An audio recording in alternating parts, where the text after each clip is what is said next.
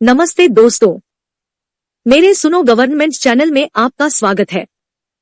मैं हूं अनीता चौहान, पत्नी श्री प्रेमपाल सिंह चौहान, डिप्टी मैनेजर, नेशनल फर्टिलाइजर्स लिमिटेड, नंगल। आज के वीडियो में एम्प्लॉइज पेंशन स्कीम से संबंधित एक नई जानकारी देने के लिए मैं आप सबको मेरे हस्बैंड श्री प्रेमपाल सिंह चौहान से मिलवाती हूं, जो इस विषय के जानकार है। तो चलते हैं। दोस्तों नमस्कार, उम्मीद करता हूं आप सब लोग बहुत अच्छे से होंगे। दोस्तों, जैसा कि आपको विदित ही है कि हम हर बार एक नया एग्जाम्पल लेके आते हैं, आपके लिए नई जानकारी और नए प्रकार से लेके आते हैं। तो आज का जो डाटा हमें भेजा है वो NCCBM, national council of cement and building material public sector company है, उसके जॉइंट डायरेक्टर सतीश शर्मा जी ने भेजा है और ये उनका एक एग्जाम्पल लेके हम पूरा कैलकुलेट करेंगे। मैं उम्मीद करता हूं कि आप सब लोग भी इसी प्रकार से अपना डाटा बना सकते हैं और जरूर बनवाएं, ताकि आप कॉन्फिडेंट रहें कि EPFO को जो आपने पैसा दिया है उसकी वैल्यू आपको मिल रही है या मिलेगी या कब तक मिल पाएगी पूरी। ओके, ये डिस्क्लेमर है, ये आप जरूर पढ़िएगा। इसको मैंने इस बार टेबल में डिवाइड किया है जिससे हमें समझने में आसानी रहेगी। तो हमारी फर्स्ट टेबल है जिसमें हम सारी कैलकुलेशंस देखेंगे। तो जिस प्रकार से हमने हर बार किया है कि ये हमारा फाइनेंशियल ईयर है, ये हमारा ओपनिंग बैलेंस है एंड ये मंथ यानी नवंबर का महीना है। जैसे नवंबर 95 का पैसा दिसंबर में जमा होगा, दिसंबर से EPFO में जाएगा एंड ये इनका टोटल वेज रहा है। ये आधे महीने का वेज लिया है मैंने, टोटल तो इनका 7,316 है, नीचे वाले कॉलम में आप देखेंगे। तो हमने आधे महीने का लिया है और इसी तरह 8.33% हमने यहां निकाल लिया, 1.16% हमने यहां निकाल लिया। तो कंट्रीब्यूशन पेड आ गया एंड टू बी पेड जो डिफरेंस है वो पे किया जाएगा का। इस तरह हम देखेंगे और ये ईयरली कंट्रीब्यूशन है जो आपने EPFO को किया, जो आपको करना है अभी, ये ईयरली बैलेंस है। तो इस तरह हमने अपने पूरी टेबल अपनी बना ली और बनाने के बाद में हमने जो कैलकुलेशन की है वो कैलकुलेशन हमारे अपने मेथड के हिसाब से, इस मेथड से हमने जो चीजें कैलकुलेट की हैं वो हम अपना समझने का प्रयास करेंगे। ये बहुत लंबी टेबल है क्योंकि मैंने जो कैलकुलेशंस की हैं वो कैलकुलेशंस पूरी दिसंबर 2023 तक है। दिसंबर 23 तक हम उम्मीद कर रहे हैं कि लेटर आने शुरू हो जाएंगे एंड कुछ लोगों को पैसा जमा करना होगा। इसलिए हम सारा लास्ट में चलते हैं इस बात को समझने के लिए कि हाँ क्या स्थिति है। तो आपको जिन सतीश शर्मा जी का हम बात कर रहे हैं, उन सतीश शर्मा जी का यदि मैं देखूं तो टोटल वेज, ये हमारा टोटल वेज है और इन्होंने अब तक 8.33% इसका दिया है। ये 1.16% 8,728 रुपए इनको एक्स्ट्रा देना है और 1,23,840 रुपए आपने अब तक EPFO में जमा कर चुके हैं, जो हम 541 और 1,250 रुपए महीने जो हर महीने जमा करते हैं। और अभी 7,08,831 रुपए आपको और जमा करने पड़ेंगे। यह है मूल अमाउंट, लेकिन टोटल हमारा कैलकुलेट होके आता है 31 दिसंबर तक आपको 23,59,087 रुपए यानी 23,69,087 रुपीज ये आपको EPFO में जमा करना पड़ेगा। तो ये हमारी एक टेबल के हिसाब से हमने ये कैलकुलेशन निकाली। अब दूसरी टेबल में हमने ये दूसरी टेबल बनाई है और दूसरी टेबल में ऊपर की सारी कैलकुलेशंस की समरी है। आपकी जो लास्ट मंथ की सैलरी है वो 1,31,530 है, क्योंकि ये भी जब आप पेंशन कैलकुलेट करते हैं तो इन सब चीजों की जरूरत पड़ती है। लेकिन आगे चूंकि आप जो है इनका रिटायरमेंट है 9 अप्रैल 2015 को, तो इसलिए अप्रैल का पूरे महीने की सैलरी ये है, लेकिन हम सिर्फ 9 महीने की जब हम अकाउंट सैलरी कैलकुलेट करेंगे, एवरेज कैलकुलेट करेंगे तो सिर्फ 9 दिन की सैलरी लेंगे, ना कि पूरे महीने की। इसी प्रकार से ये वो फिगर हमने ले ली जो आपको मैंने यहां बताई और ये सारी वो फिगर है। लेकिन इस टेबल को बनाने का मेरा उद्देश्य ये रहा है कि हमें ये जानना जरूरी है कि आज की डेट में हमें मूल कितना जमा करना है बाकी, और मूल टोटल कितना जमा किया है। 7,08,831 रुपए आपको मूल जमा करना है, लेकिन इस पे 16,60,256 रुपए ब्याज बनता है, क्योंकि बहुत लंबा पीरियड हो गया। 95 से आपने ब्याज कैलकुलेट करना शुरू किया है और मंथली हम ब्याज कैलकुलेट करते आ रहे हैं, तो 16,60,000 बहुत बड़ी रकम है। यानी इतने सालों में लगभग 16,60,000 आपको एग्जैक्ट अमाउंट 16,60,256 रुपए जमा करना पड़ेगा।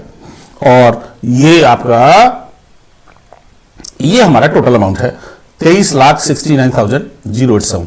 तो ये हमारे जो शर्मा जी हैं, सतीश शर्मा जी, उनको 23,69,087 रुपीज इनको जमा करना पड़ेगा। इससे पहले कि हम कैलकुलेशन अब में आगे बढ़े, तो हमने टेबल बी ली है। पेंशन कैलकुलेट करने से पहले हम ये जानना चाहते हैं कि हमारे जो पैसा हमने ईपीएफओ में जमा किया है उसकी वैल्यू क्या है, यानी value of the already deposited money in EPS 95 yearly compound. Yearly compound, क्योंकि बैंक में होता है देखिए क्वार्टरली कंपाउंड, और कुछ बैंक मंथली कंपाउंड भी दे रहे हैं, लेकिन ईपीएफओ जो है हमें वो ईयरली कंपाउंड करता है। तो इसमें ईयरली कंपाउंड के बेस पर ही हमने ये नीचे वाली सारी कैलकुलेशंस की हैं।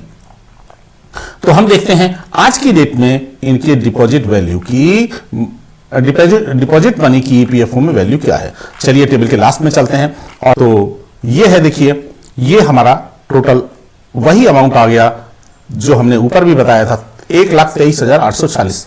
लेकिन इसमें डिफरेंस क्या हुआ है कि इसमें उसी प्रकार से जिस प्रकार से ईपीएफओ ईयरली कंपाउंड करके कैलकुलेट करता है अमाउंट को इंटरेस्ट सहित, तो इनके इंटरेस्ट की वैल्यू आती है, इनके टोटल कॉर्पस की वैल्यू आती है, ईपीएफओ को जितना आज तक इन्होंने जमा किया है उसकी 31 दिसंबर 2023 तक का इंटरेस्ट लगा के उसकी वैल्यू आती है 5,64,809 रुपए। तो आप ये मान के चल सकते हैं कि इन व्यक्ति ने, सतीश शर्मा जी ने 5,64,809 रुपए ईपीएफओ के इंटरेस्ट के हिसाब से ईपीएफओ में जमा किए हुए हैं 31 दिसंबर तक, ऐसा हम समझ सकते हैं। अब हम चलते हैं पेंशन कैलकुलेशन की तरफ। ये टेबल 4 हमारी पेंशन कैलकुलेशन है। पेंशन कैलकुलेशन में भी हमने बड़ा इसे सिस्टमेटिक जमाया इस बार। पुराने वीडियो से बिल्कुल डिफरेंट वीडियो है ये, हमने पूरा इसे सिस्टमेटिक जमाया है कि ये हमारी कट ऑफ डेट है 31 अगस्त, यानी न्यू अमेंडमेंट की कट ऑफ डेट है। अमेंडमेंट स्टार्ट हुआ 1 सितंबर 2014 से, 10 अप्रैल 1957 आपकी डेट ऑफ बर्थ है, 8 नवंबर 82 आपने ऑर्गेनाइजेशन में एनबीसीसी में ज्वाइन किया, और 15 नवंबर 95 को एफपीएस फैमिली पेंशन स्कीम के जो पार्ट थे उससे आप एग्जिट हो जाते हैं। जब आप उससे एग्जिट हो जाते हैं तो ये एग्जिट होना कैलकुलेशन में काम आता है आपने एफपीएस में कितनी सर्विस की, यानी आपको इसका कंपनसेशन कितना मिलेगा। तो आपने लगभग 13 साल सर्विस की है, क्योंकि 13.03 से फर्क नहीं पड़ता, क्योंकि आपने देखा होगा उस टेबल को 12 से 15 के बीच में 105 रुपए का कंपनसेशन है। तो आप भले 12 हो, 13 हो, 14 हो या 15 हो, इससे फर्क नहीं पड़ता, इसीलिए इनका 105 रुपए कंपनसेशन है। फिर 16 नवंबर 95 से आपकी ईपीएस लागू हो गई एक दिन बाद। जब 16 नवंबर 95 से, तो हम जो कैलकुलेशन करेंगे, जो एफपीएस फैमिली पेंशन स्कीम की कैलकुलेशन होती है वो ईपीएस की सर्विस के आधार पर होती है, क्योंकि ईपीएस में आपने कितनी सर्विस की है टेबल बी के अनुसार जो फैक्टर दिया गया है वो टेबल बी के अनुसार हमें निकालना होता है, और टेबल बी के अनुसार में आपकी जो सर्विस होती है ईपीएस में वो 19.4 ईयर्स होती है, यानी 20 साल से कम।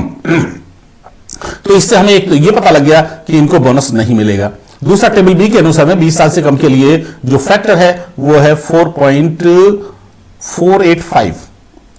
अब हम 4.485 और 105 को मल्टीप्लाई कर देंगे तो हम पाएंगे कि हमारी जो एफपीएस की पेंशन है वो 471 रुपए आती है शर्मा जी की। तो 471 रुपए पेंशन बनती है। अब हम कैलकुलेट करेंगे इनकी ईपीएस की पेंशन। ईपीएस की पेंशन जब हम कैलकुलेट करते हैं तो ईपीएस की एफपीएस की पेंशन हमने कैलकुलेट कर ली। अब हमने इस बार जो पेंशन कैलकुलेट की है, पिछले वीडियोस में हमने 6 केस निकाले थे। अब हमने 6 केस में केवल 4 केस निकाले हैं, 2 केसेस को छोड़ दिया है, क्योंकि 100% पेंशन आज की डेट में ना हमें मिल सकती है और ना ही उसकी कोई संभावना, इसलिए हमने उस पॉइंट को छोड़ दिया। केवल वो 100% निकालने के उद्देश्य हम निकालते थे, लेकिन अब हमने उसे छोड़ दिया है।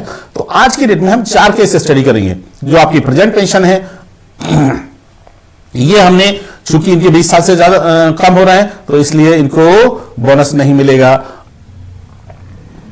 2014 तक के जो डेज होते हैं वो होते हैं 6864 डेज। हालांकि ईपीएफओ से, मैंने ईपीएफओ की भी जानकारी दी है, इसमें ईपीएफओ से 6856 डेज लेता है, और जो उसके बाद के दिन है वो हमारे भी 222 दिन होते हैं और इनके भी, ईपीएफओ के भी 222 दिन होते हैं। तो इस तरह हम, हाँ एक चीज और, जब हमने इनकी पेंशन कैलकुलेट की, जब हमने इनके एवरेज निकाला, तो एवरेज इनका हमारे हिसाब से 7,534 रुपए आता है, और जिसमें हमने केवल 9 दिन की सैलरी निकाली है, और 9 दिन की सैलरी इधर ली है और लास्ट में भी जाके 21 दिन की सैलरी ली है। यानी पूरे 60 महीने में हमने ऐसे कैलकुलेट किया है कि लास्ट मंथ में 9 दिन, और उससे पहले यदि जाए तो 61वें मंथ में 21 दिन। तो इस तरह वो 60 महीने की सैलरी कहलाएगी। और ईपीएफओ ने जो कैलकुलेट किया वो 7,350 रुपए आती है। हालांकि हमने दोनों से डाल के देख लिया, सिर्फ 1 रुपए का फर्क आता है पेंशन में, लेकिन जो हम अपनी को है उससे हम ईपीएफओ ने कैसे लिया, मुझे इस पर डाउट है। तो इस तरह हमने इनको प्रेजेंट पेंशन मिलती है 471 रुपए एफपीएस की, और टोटल हमने कैलकुलेट की तो 2283 रुपए कैलकुलेट पेंशन मिलती है। और जब हम 60 महीने का एवरेज लेते हैं तो 60 महीने की एवरेज आती है आपकी 92,634, और डेज हमारे पास है ही। तो इस तरह इनकी टोटल पेंशन बनती है 26,158 रुपए। और प्रो डेटाबेस के भी 2 केस चल रहे हैं इंडिया के अंदर। तो क्या चल रहा है, कुछ ईपीएफओ के जो रीजनल ऑफिस हैं उन्होंने जारी किया है, लेकिन कहीं ना कहीं इसमें निश्चित रूप से ईपीएफओ हेड ऑफिस की कंसेंट है, तभी उन्होंने ऐसे प्रो डेटाबेस के सर्कुलर निकाले। और यही कारण है कि अभी तक पेंशन जारी नहीं हुई है और इन्होंने रोकी हुई है, ये इसको फाइनल नहीं कर पा रहे हैं, क्योंकि सुप्रीम कोर्ट के हिसाब से केवल 60 महीने में कैलकुलेट की जानी चाहिए। और यदि सुप्रीम कोर्ट के हिसाब से ये अपना लागू करने का प्रयास करेंगे तो इनके पास ऑथोरिटी नहीं है आज की डेट में अपना लागू करने की। इनको ऑथोरिटी, ईपीएफओ को ऑथोरिटी कहां से मिलेगी? ईपीएफओ को यदि प्रो रेटा बेसिस पेंशन लागू करते हैं तो वो ऑथोरिटी मिलेगी गवर्नमेंट से। यदि गवर्नमेंट कोई अध्यादेश लेके आती है तो उससे इनको ऑथोरिटी मिल सकती है। आज की डेट में ईपीएफओ के पास में कोई ऑथोरिटी नहीं है प्रो रेटा कैलकुलेट करने की। इसीलिए हमें ज्यादा कंफ्यूजन में होना नहीं रहना चाहिए और हमें इंतजार करना चाहिए थोड़ा सा। चलिए, हमने ये प्रो रेटा बेस पे, चूंकि इनको बोनस नहीं मिलेगा इसलिए इनकी पेंशन, इनको फायदा हो रहा है। इनको फायदा कैसे हो रहा है? क्योंकि इनकी जो 12 महीने की सैलरी है वो 1,10,000 एवरेज आता है, क्योंकि आपकी सैलरी बहुत ज्यादा है, इसलिए पहले वाली सैलरी इनकी कम थी और जब 60 महीने में लेते हैं तो इनका एवरेज कम हो जाता है। तो इसलिए, और रिटायरमेंट नजदीक है इनका 2014 से, यानी अप्रैल 15 में ही है, तो इसलिए जब एवरेज लेते हैं 60 महीने का तो वो 2010 से लेना पड़ता है, 2011 से लेना पड़ता है, तो तब इनकी, और जबकि 12 महीने की जो सैलरी लेनी पड़ती है वो केवल 2014 की लेनी पड़ती है, 12 महीने की, तो इसीलिए इनकी एवरेज ये ज्यादा आती है। तो इसलिए प्रो रेटा बेस में इनको सतीश शर्मा जी को बहुत बड़ा फायदा है कि इनकी 12 महीने की एवरेज की पेंशन ज्यादा बनेगी। तो इस तरह इनकी पेंशन 26,158 रुपए बनती थी, जबकि 30,879 रुपीज प्रो रेटा बेस पे बनती है। अब हमने इसमें इफेक्टिव पेंशन निकाली है। इफेक्टिव पेंशन क्यों निकाली है? क्योंकि आपको 2465 रुपए पेंशन मिल रही है।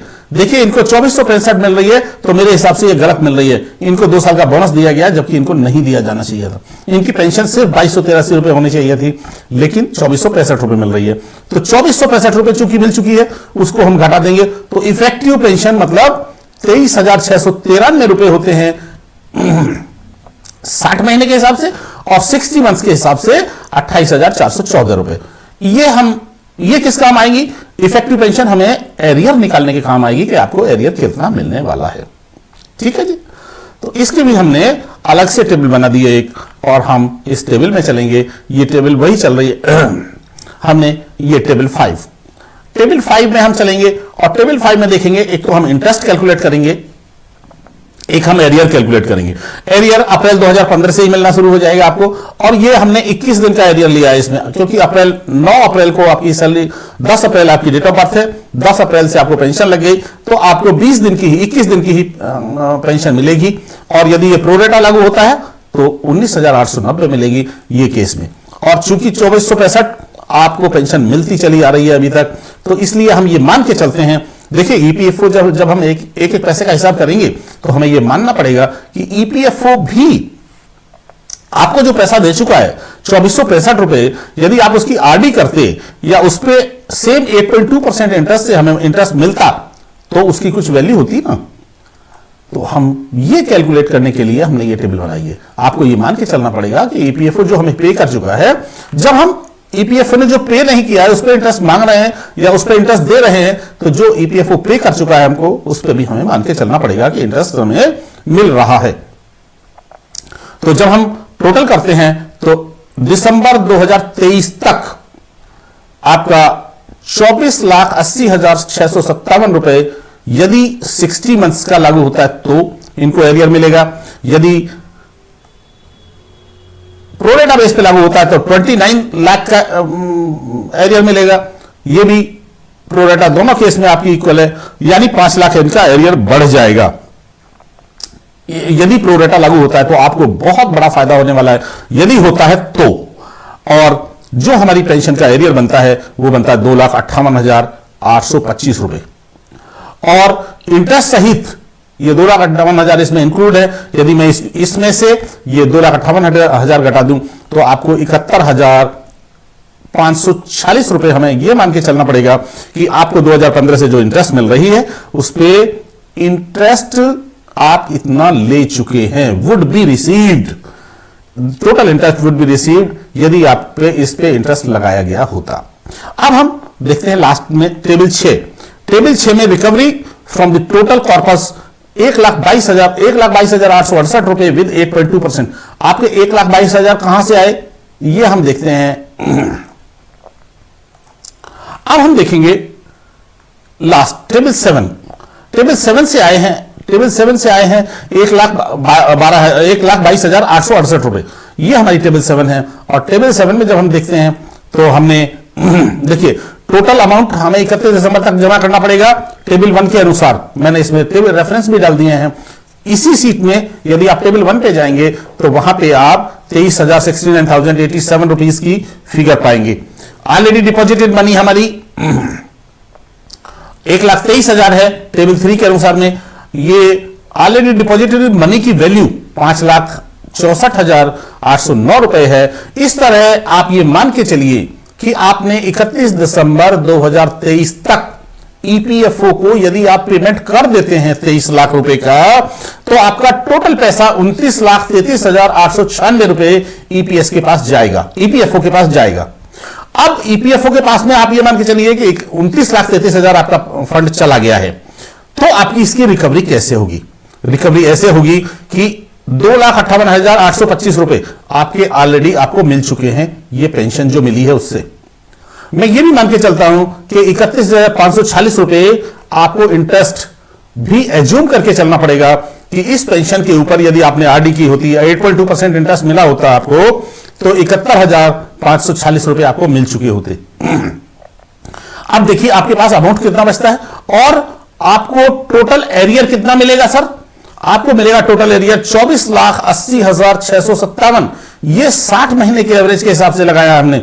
यदि हम इसको प्रोरेटा बेस आपका लागू हो गया तो आज की डेट में ही आप फ्री हो जाएंगे अपने पैसे से, और यदि नहीं तो आपको 28 लाख, इन तीनों का टोटल हमने कर दिया, 28,11,028 रुपए आपको मिल चुके होंगे। और यदि हम आपने जो पे किया है 31 दिसंबर 2023 तक जितना आप पे करेंगे वो, और 31 दिसंबर 2023 तक ही जो आपको अमाउंट मिल जाएगा, उस अमाउंट की यदि हम बात करें तो वो 28,11,000 इतना है। और इसमें से यदि हम इसको घटा दें, टोटल इनकम और टोटल आउटकम से यदि हम इसको घटा दें तो 1,22,668 रुपए आपके होते हैं। अब 1,22,668 की रिकवरी कब होगी, इसीलिए रिकवरी के लिए ये हमने इससे ऊपर वाली टेबल बनाई है कि आपकी मात्र 5 महीने में चूंकि आपकी पेंशन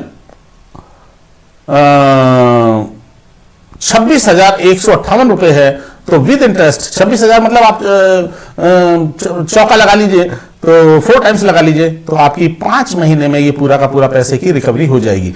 यानी मई 24 के बाद आप जो है जितना पैसा आपने ईपीएफओ को दिया, जितना पैसा आपके पास वापस आ चुका होगा कंप्लीट, उसके बाद आपके पास जो भी पैसा आपको मिलेगा वो आपके लिए बोनस होगा आपकी जिंदगी के लिए, और जिसे भी उसको उस प्रकार से हम सोच सकते हैं। तो इस तरह आपका ये कैलकुलेशन टोटल बनती है। हां, मैंने एक चीज और लिखी है, नॉट लिखा है बीच में कि आप अपनी कैलकुलेशन को किसी एक्सपर्ट से चेक करा लें, और यदि आपको लगता है कहीं भी तो इसमें कोई कमी है तो आप मुझे बताइए। मेरा ये व्हाट्सएप नंबर है, इस व्हाट्सएप नंबर पे आप मुझे मैसेज कीजिए ताकि मुझे आपसे और सीखने का मौका मिलेगा। आज के लिए इतना ही काफी। बहुत बहुत धन्यवाद।